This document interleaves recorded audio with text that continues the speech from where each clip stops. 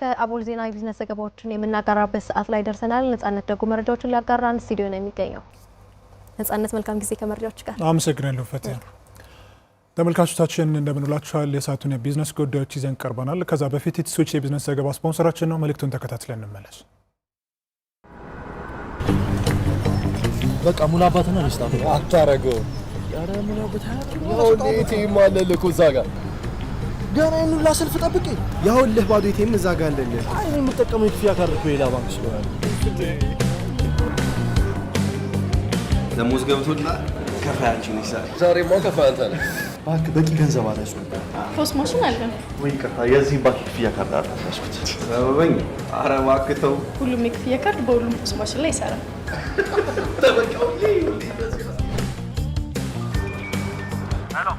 መዋጮ አንስተልኝ በዛው። በእናትህ ምንም ብር የለም አሁን እጄ ላይ። እንዴ ያው እዛ ጋር እኮ ኢቲኤም። አይ የኔ ክፍያ ካርድ እኮ ግን እዛኛው ማሽን ላይ ይሰራል። ሰበቡ እሱ እኮ ድሮ ቀረ። ለካ ሁሉም የክፍያ ካርድ ሁሉም የክፍያ ማሽን ላይ ይሰራል። ታዲያስ የያዙት ካርድ ከየትኛውም ባንክ ቢሆን በሁሉም ኤቲኤም ገንዘብ ማውጣትም ሆነ በፖስ ማሽን ክፍያ መፈጸም ይቻላል። ኢትስዊች ይህን እውን አድርጓል። ኢትስዊች ክፍያን በቀላሉ። ኢትስዊች ስፖንሰራችን ስለሆነ ከልብ እናመሰግናለን። አብራችሁን ቆዩ ተመልካቾቻችን። የበርበሬ ሻጋት በዋናነት የሚከሰተው በበርበሬው በበቂ ሁኔታ ሳይደርቅ ወይም እርጥበት ባለበት ሁኔታ ሲቀመጥ እንደሆነ ይገለጻል።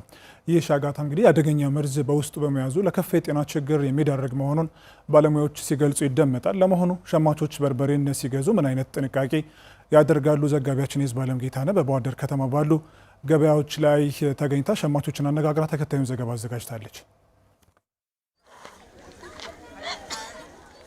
ነጋዴው እንዳይከሰከስበት ወደ አዲስ አበባ ሲጭን ውሃ ትንሽ አስነኩ ብሎ ይነግራል። ውሃ ያልነካው በርበሬ ሲመጣ የሆነች ሳንቲም ልዩነት አድርገሽ መግዛትም ማስለመድ። እኛ ያው እንዳይበላሽ ብቻ ነው ለቅም የምጥለው እንጂ በሽታ እንደሚያመጣ አላውቀውም። እህል ተሰብስቦ ተገቢውን የድርቀት መጠን ሳያገኝ ሲቀርና ውሃ በውስጡ ሲይዝ የመሻገት ባህሪ ያመጣል። ይህም መርዛማ ሻጋታ ወይም በሳይንሳዊ አጠራሩ አፍላቶክሲን ይባላል። ሻጋታው በጤና ላይ ትልቅ ቀውስም እንደሚያስከትል የጤና ባለሙያዎች ያብራራሉ። በዚህ ሻጋታ ወለድ መርዝ ከሚጠቁና ሁሉም ሰው በየቤቱ ከሚጠቀምባቸው ነገሮች መካከልም በርበሬ ግንባር ቀደሙን ቦታ ይይዛል። እኛም በባህር ዳር ከተማ በሚገኘው የአቡነ ሀራ ገበያ ተገኝተን ሸማቾች በርበሬን ለመግዛት እንዴት እንደሚመርጡ ጠይቀናል። እንዳገኘው ነበር የምገዛው እና እርጥበትም አለ የተበላሽም አገኛለሁ። አሁን ስለዚህ ከአንድ ሰው ደንበኛ በተደጋጋሚ ከሰው የሚመጣ እኔ እርጥቡን ደረቅን ሁሉ ነው የማየው። አገላብጫ አንድ አይነት መሆኑንና ከአንድ ሰው መረከቡን ጠይቀዋለሁ። አሁን ዳለ ይገዛለሁ። ተበላሽውን የጠቆረውን የበቀለው ምናምን አልጨምረውም። የመረጥኩ ነው የምጥለው።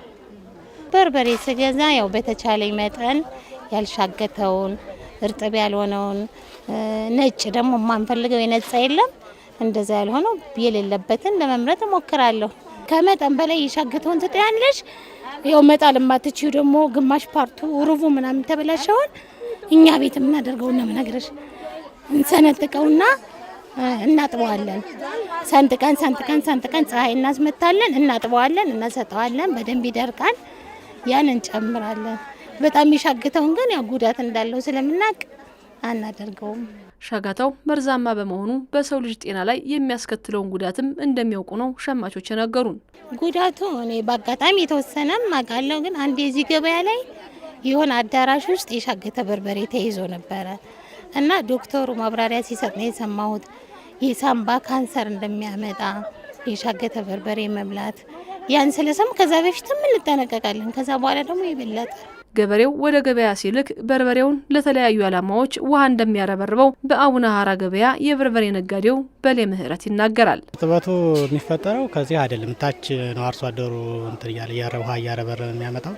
ታች ወረዳ ላይ ያሉ ነጋዴዎች ከአርሶ አደሩ ሲገዙ አርሶ አደሩ ውሃ እየረበረበ እንዳያመጣ ውሃ የተረበረበ ውሃ አንገዛም ብለው ታች ያሉትን አርሶ አደሮች ውሃ እንዳይረበርቡ ታች ያለ አካል ይህን ክትትል ነው ማድረግ ያለበት። ወደ ገበያ ጭራሽ እንዳይመጣ ነው መደረግ ያለበት። ውሃ ትንሽ ሲነካ ኪሎ በአንድ በኩል ኪሎ ይጨምራል። ሁለተኛ ነገር ደግሞ እንዳይሰባበር ነው ውሃ የሚጨምተን የሚልበት እንጂ ሌላ ምክንያት የለም።